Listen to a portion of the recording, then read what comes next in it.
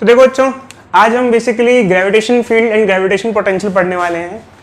तो एक्चुअली क्या होता है कि 11th क्लास में बहुत ही कम बच्चे इस टॉपिक को ध्यान से पढ़ते हैं। बट देखो बच्चों, आज हम ज़्यादा इसके बारे में जानेंगे नहीं, थोड़ा थोड़ा सा जानेंगे क्योंकि हमें न्यूमेरिकल अप्रोच अपनानी है। तो जैसे मान लो हमारे पास कोई एक पॉइंट मास है, ये इसके आसपास इसकी फील्ड होगी, ग्रेविटेशन फील्ड होगी, इसका इन्फ्लुएंस होगा। तो इससे अगर r डिस्टेंस की दूरी पे हमें इसकी फील्ड निकालनी है, ग्रेविटेशन फील्ड इंटेंसिटी, तो ये होता है Gm/r²। किसी मास के आसपास उसकी फील्ड निकालनी है कि उसका क्या इन्फ्लुएंस है, वो होता है Gm/r², where G is universal gravitation constant, m is mass of body and r is distance जहाँ पे हमें निकालनी है। इसके अलावा अगर हम ग्रेविटेशन पोटेंशियल की बात करें तो कोई एक मास रखा है m, उससे कुछ दूरी पे r डिस्टेंस पे अगर ग्रेविटेशन पोटेंशियल निकालना है तो ग्रेविटेशन पोटेंशियल होता है -Gm/r। अब कई बार बच्चे पूछते हैं sir what is gravitation potential. तो देखो बच्चों, 11th क्लास के बेसिक में हम ग्रेविटेशन पोटेंशियल वगैरह के बारे में पढ़ते हैं। अभी हम उसके बारे में ज़्यादा डिस्कशन नहीं करेंगे, हम सिर्फ फॉर्मूले लिख के न्यूमेरिकल्स अप्लाई करने के लिए हम मेनली चीज़ें पढ़ रहे हैं। तो हम अब इसे आगे देखते हैं। पॉइंट मास के लिए तो ये हुआ, क्या सिर्फ पॉइंट मास पढ़ना पड़ता है? नहीं, हम लोगों को पॉइंट मास के लिए तो ये चीज़ें पढ़नी ही पड़ती हैं, साथ में स्फेरिकल शेल के लिए पढ़ना पड़ता है। और स्फेरिकल शेल तो होता ही होता है, और स्फेरिकल बॉडीज़ के लिए पढ़ना पड़ता है। जैसे मान लो अर्थ है, अर्थ स्फेरिकल बॉडी है, इसके लिए क्या ग्रेविटेशन फील्ड इंटेंसिटी होगी, क्या ग्रेविटेशन पोटेंशियल होगा किसी पॉइंट पे। ये कोई शेल हो तो इसके लिए हम अभी फॉर्मूले देखते हैं बच्चों, आगे क्या क्या फॉर्मूले होते हैं। तो देखो बच्चों, हमने शेल और स्फेयर के बारे में कुछ इंफॉर्मेशंस दी हुई है यहाँ पर। तो शेल जो है अंदर से खाली होता है ऑल दो, तो एग्जामिनेशन में शेल और स्फेयर से रिलेटेड पोटेंशियल और इंटेंसिटी के क्वेश्चंस अगर आए तो आप देख सकते हो। तो ये शेल है, शेल के इनसाइड, सरफेस पे और आउटसाइड तीन जगह इंटेंसिटी और पोटेंशियल हम डिफाइन करते हैं। ऐसे ही स्फेयर के लिए भी हम ये डिफाइन करते हैं। तो शेल के इनसाइड जो इंटेंसिटी होती है, ग्रेविटेशनल इंटेंसिटी होती है, वो जीरो होती है। रीज़न बीइंग, देखो अच्छा अभी रीज़न फिलहाल आप नहीं देखो, आप सिर्फ ये देखो कि जीरो होती है। पोटेंशियल -Gm/r होता है, हर जगह कांस्टेंट होता है। सरफेस पे इंटेंसिटी Gm/R² होती है और पोटेंशियल -Gm/r होता है। यहाँ पर ध्यान रखना, जिस भी फॉर्मूले में कैपिटल R का मतलब रेडियस है और स्मॉल r का मतलब कि distance of that point from the centre of that body लिया जाता है। ऐसे स्मॉल r, ये देखो, स्मॉल r क्या होता है, ये यहाँ से लेके मान लो यहाँ तक का डिस्टेंस होता है, और कैपिटल R क्या होता है, रेडियस होता है। तो सरफेस पे हो जाएगा। और आउटसाइड का जो फॉर्मूला होगा Gm/r का स्क्वायर होगा, मतलब जहाँ से यहाँ तक का डिस्टेंस है। पोटेंशियल होगा -Gm/r। जो स्फेयर होता है उसके लिए कुछ ये फॉर्मूलेज हैं, बट इससे पहले आप ये ग्राफ देख लो, इंटेंसिटी का जो वेरिएशन हो रहा है डिस्टेंस के साथ, इन तीन फॉर्मूले के बेसिस पे ऐसा है, और पोटेंशियल का जो वेरिएशन है इन तीन बेसिस पे ऐसा सा फॉर्मूला है। ये पहले कांस्टेंट है, फिर हाइपरबोलिक है, ये, और ये पहले जीरो है, फिर हाइपरबोलिक है। स्फेयर का, ये स्फेयर है, जैसे अर्थ है हमारे लिए, उसके लिए ऐसा होगा। इंटेंसिटी का फॉर्मूला है Gm/r³, ये r, यहाँ r रेडियस है और यहाँ स्मॉल r जो है वो डिस्टेंस है। जैसे मान लो ये पॉइंट है, यहाँ से यहाँ तक का डिस्टेंस है, ये स्मॉल r है,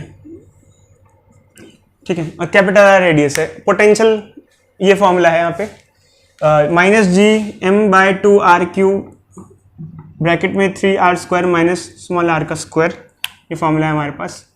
और सेंटर पे जो होगा, सेंटर पे जो स्मॉल r की वैल्यू होगी वो जीरो हो जाएगी, तो हमारे पास ये फॉर्मूला बन जाएगा। तो सेंटर पे जो होता है सरफेस का 3/2 टाइम्स होता है, ये जब आप देखोगे तो आपको पता चलेगा। सरफेस का जो फॉर्मूला होता है वो Gm/r² होता है, और पोटेंशियल होता है -Gm/r, ठीक है। और आउटसाइड ये फॉर्मूला हो जाता है Gm/r², और ये हो जाता है -Gm/r। आउटसाइड दोनों का फॉर्मूला सेम है, देख सकते हो आप, शेल और स्फेयर का, और सरफेस पे भी सेम है। बस ये है कि इनसाइड जो है वो फर्क हो जाता है। तो वैसे तो देखो बच्चों, एक्चुअली क्या है कि सरफेस और आउटसाइड पे दोनों ही पॉइंट मास की तरह बिहेव करते हैं। जो स्फेयर होता है और शेल होता है, दोनों क्या करते हैं, पॉइंट मास की तरह बिहेव करते हैं, क्योंकि पॉइंट मास के फॉर्मूले ही यहाँ पे लग रहे हैं, बट इनसाइड में फॉर्मूले चेंज हो जाते हैं। अब यहाँ पर अगर आप स्फेयर के लिए आई और वी का ग्राफ देखो, तो यहाँ जो स्टार्टिंग में आई है वो लीनियर है और बाद में हाइपरबोलिक है, और यहाँ जब वी है पहले पैराबोलिक है फिर हाइपरबोलिक है, इस इक्वेशंस के बेसिस पे। तो ये सब थोड़ा सा ध्यान से पढ़ लेना, कभी कभार डायरेक्ट क्वेश्चन भी आ सकता है, कभी न्यूमेरिकल भी आ सकते हैं एग्जामिनेशन में इसके बेसिस पे। और ये यहाँ इलेक्ट्रिक पोटेंशियल वगैरह से भी रिलेट करता है टॉपिक, जब इलेक्ट्रिसिटी वगैरह इलेक्ट्रोस्टैटिक्स वगैरह पढ़ते हैं। तो अब कुछ क्वेश्चन ट्राई करते हैं बच्चों, आगे देखते हैं। और रिंग वगैरह के लिए भी देखते हैं, रिंग वगैरह का क्या होता है कैसे। अगर हम रिंग की बात करें तो हम डेरिवेशन तो फिलहाल नहीं कर रहे हैं, बट रिंग से अगर कुछ एक्स डिस्टेंस दूरी पे, जैसे एक रिंग है, इसका रेडियस अगर आर है और इससे अगर एक्स डिस्टेंस पे अगर हमें इंटेंसिटी फाइंड आउट करनी है तो ये फॉर्मूला है, और अगर पोटेंशियल फाइंड आउट करना है तो ये फॉर्मूला है। यहाँ पे m जो है ये मास ऑफ रिंग है, रिंग का मास है, और r रेडियस ऑफ रिंग है। और अगर कोई पूछे कि रिंग से कितनी दूरी पे इंटेंसिटी मैक्सिमम होगी, तो ये इतनी दूरी पे रिंग से इंटेंसिटी मैक्सिमम होती है, उसकी वैल्यू ये होती है। आपको याद रखना है, इंटेंसिटी का ग्राफ कुछ इस तरीके से होता है रिंग का, और पोटेंशियल का ग्राफ कुछ इस तरीके से होता है। अभी हम डेरिवेशन वगैरह में नहीं फंसेंगे क्योंकि हमें न्यूमेरिकल्स मेनली करने हैं। तो ये सब कुछ चीज़ें हैं जो अगर आप याद रखो तो एग्जामिनेशन में आपको क्वेश्चन करने में कम टाइम लगेगा। न्यूट्रल पॉइंट क्या होता है? देखो बच्चे, न्यूट्रल पॉइंट क्या होता है? Point eight which net gravitation field is zero. जिस पॉइंट पे नेट ग्रेविटेशन फील्ड जीरो होती है उसे कहते हैं न्यूट्रल पॉइंट। जैसे मान लो हमारे पास दो लार्ज मासेस हैं, एक मास है m1 और एक मास है m2। तो ये पॉइंट है न्यूट्रल पॉइंट, ये इससे r1 डिस्टेंस की दूरी पे है और ये इससे r2 डिस्टेंस की दूरी पे है। तो एक्चुअली क्या है कि जो न्यूट्रल पॉइंट है वहाँ पर दोनों ही मासेस की फील्ड होगी, ग्रेविटेशन फील्ड होगी अपनी। तो अगर दोनों ही मासेस की अपनी ग्रेविटेशन फील्ड है तो इसका इन्फ्लुएंस ये अपनी तरफ अट्रैक्ट कर रहा होगा, अपनी तरफ खींच रहा होगा उस पॉइंट पे, न्यूट्रल पॉइंट पे। तो जितना इसका इन्फ्लुएंस होगा उतना इसका इन्फ्लुएंस होगा, तो कैंसिलेशन हो जाएगा। तो इसका कितना ग्रेविटेशन इन्फ्लुएंस होगा, इंटेंसिटी कितनी होगी इसकी, gm1 by r1 square is equal to gm2 by r2 square, ये कट जाएगा। तो ये न्यूट्रल पॉइंट के लिए हम निकाल सकते हैं। तो अगर आपसे कोई न्यूट्रल पॉइंट पूछे, देखेंगे अभी क्वेश्चंस वगैरह हम डिस्कस करेंगे न्यूट्रल पॉइंट के भी, देखते हैं। ये हमारा नेक्स्ट क्वेश्चन है।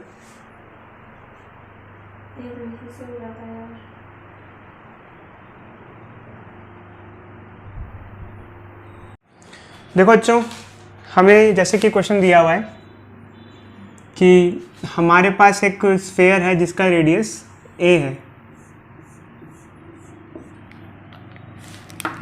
ठीक है, और एक शेल है जिसका रेडियस 2a है। ये शेल है, शेल हॉलो होता है अंदर से, और सेंटर से लेके यहाँ तक का डिस्टेंस 2a है। और हमें कितनी दूरी पे पूछा हुआ है? हमें पूछा हुआ है सेंटर से 3a पे, 3a यहाँ से यहाँ तक 3a डिस्टेंस पे पूछा हुआ है कि इंटेंसिटी क्या होगी। इस तरीके से हमसे क्वेश्चन पूछा हुआ है। तो हम क्या करेंगे बच्चों? वही सीधी सीधी बात है, यहाँ जो इंटेंसिटी होगी वो दोनों की वजह से होगी, और शेल की वजह से भी होगी और स्फीयर की वजह से भी होगी। तो शेल की वजह से इंटेंसिटी जो होगी वो कितनी होगी? देखो, शेल की वजह से होगी g mass of shell. Mass of shell कितना दिया बोलो? m। और मास ऑफ स्फीयर कितना दिया है? मास ऑफ शेल 2m है और स्फीयर का m है, ठीक है। तो शेल की वजह से क्या होगा? 2m, और डिस्टेंस का स्क्वायर, यहाँ से यहाँ तक का डिस्टेंस कितना हो जाएगा? ये पूरा का पूरा 3a है, क्योंकि आउटसाइड है तो आउटसाइड में पूरा डिस्टेंस लेते हैं, रेडियस नहीं लेते, स्क्वायर हो जाएगा। और स्फीयर के लिए भी आउटसाइड है, तो g मास ऑफ स्फीयर और डिस्टेंस भी पूरा ही लेंगे, 3a का स्क्वायर। तो ये क्या हो जाएगा? 2gm by 9a square plus gm by 9a square, क्या आ जाएगा?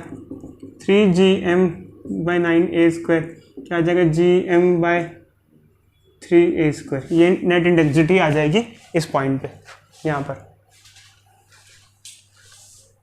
ये हमारा नेक्स्ट क्वेश्चन है।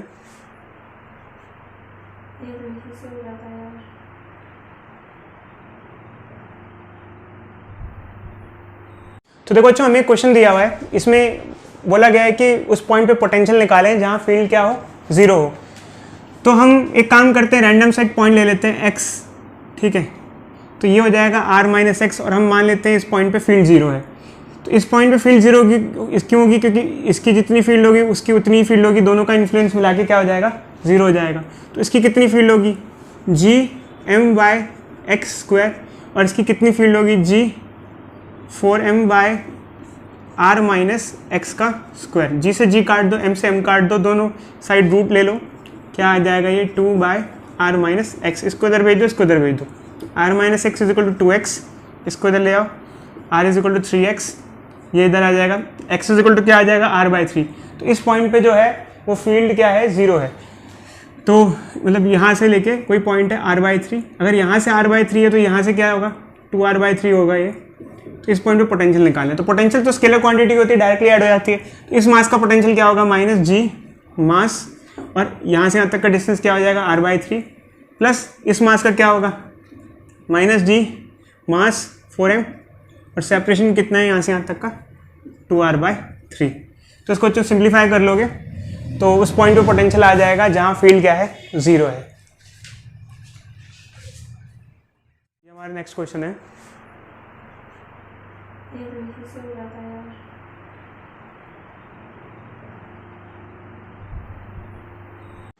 देखो बच्चों, हमको ये क्वेश्चन में दिया गया है कि हमारा सॉलिड स्फीयर है और इसमें एक कैविटी प्रोड्यूस की गई है। जो कैविटी है उसका रेडियस r/2 है, ठीक है। तो सेंटर पे नेट पोटेंशियल बताना है आफ्टर क्रिएटिंग कैविटी, ठीक है। तो अब एक्चुअल में क्या होता है कि देखो बच्चों, अगर ये कंप्लीट स्फीयर होता और इसमें कैविटी ना होती तो उस टाइम पे सेंटर पे क्या होता, सेंटर पे पोटेंशियल क्या होता, मैंने आपको फॉर्मूला बताया, जल्दी बताओ क्या होता पोटेंशियल अगर कैविटी ना होती तो, -3/2। सेंटर पे कितनी होती है सॉलिड के केस में, सॉलिड के केस में पोटेंशियल कितना होता है सेंटर पे, बताओ। सेंटर पे होता है -gm/2r³ 3r² minus small r²। ये होता है बच्चों सेंटर पे। मैंने बताया था, आप लोगों को लिखवाया था कि इनसाइड का एक फॉर्मूला होता है। इनसाइड के फॉर्मूले में अगर आप स्मॉल r को 0 पुट कर दो तो सेंटर पे जो हो जाता है, सेंटर पे जो हो जाता है ये हो जाता है, सेंटर पे जो हो जाता है वो ये हो जाता है पोटेंशियल। तो एक्चुअल में क्या है कि सेंटर पे अगर ये कैविटी नहीं होती तो ये होता, बट कैविटी हुई तो हम क्या करेंगे, अब ये जो कैविटी है इसको एक स्पेशल मास मान के चलेंगे, इसका भी पोटेंशियल ले लेंगे, बट इसका जो पोटेंशियल लेंगे इसके सेंटर पे नहीं लेंगे, इसका पोटेंशियल क्या लेंगे, इसके सरफेस पे लेंगे, क्योंकि ये जो कटा हुआ स्फीयर है उसका सरफेस इसके सेंटर पे लाई कर रहा है। तो जो कैविटी है उसका जो पोटेंशियल होगा वो क्या होगा भाई, आमतौर पर अगर एट सरफेस निकालना है, क्योंकि कैविटी का पोटेंशियल यहाँ निकालना है, क्योंकि इसका जो सरफेस है वो इसका सेंटर है। तो इसका सरफेस पे पोटेंशियल क्या होता है बच्चों, आमतौर पे -gm/r होता है, बट यहाँ पे एक तो m' और हम r' लिख रहे हैं। उसका मास क्या होगा, देखो जो मास यूनिटरी मेथड से निकालेंगे, जैसे पूरा स्फीयर है उसकी वॉल्यूम में 4/3πr³, उसका मास m है। जो कटा हुआ पोर्शन है उसका रेडियस जो है वो r/2³ है, तो उसका मास क्या होगा। तो अगर हम इसको सिंप्लीफाई करते हैं 4/3πr³/8 हो जाएगा। तो ये देखा जाए तो ये 1/8 ऑफ क्यूब है, और सॉरी 1/8 ऑफ दैट स्फीयर है। बड़े स्फीयर का ये 1/8 एक 8वां हिस्सा है, यहाँ 8 आ रहा है अपॉन में, तो उसका मास भी क्या हो जाएगा, m/8 हो जाएगा। आप कुछ फास्ट मेथड सीखने पड़ेंगे अगर आप कुछ क्वेश्चन को जल्दी करना चाहते हो, वरना आप इतनी रफ्तार में नहीं कर पाओगे क्वेश्चन, और गलत में दिक्कत आ जाएगी आपको करने में। तो इसका रेडियस r/2 है। तो फाइनली जो इसका पोटेंशियल इसके सरफेस पर होगा वो क्या होगा, -gm/r, ये क्या आ जाएगा, 4r हो जाएगा। तो ये बच्चों हमारे पास आ जाएगा, तो हमने इसका जो पोटेंशियल है इसके सेंटर पे निकाल लिया, और जो कैविटी है उसका पोटेंशियल उसके सरफेस पे निकाल लिया। अब इन दोनों पोटेंशियल को हम लोग क्या कर देंगे, माइनस कर देंगे। अगर नेट पोटेंशियल निकालना है सेंटर पे तो इसका जो था सेंटर पे और इसका जो सरफेस पे उसको माइनस कर देंगे। तो ये क्या आ जाएगा हमारे पास यहाँ पर, -3/2 gm/r माइनस -gm/4r। इसको सिंप्लीफाई कर लेना बच्चों, आपका आंसर आ जाएगा।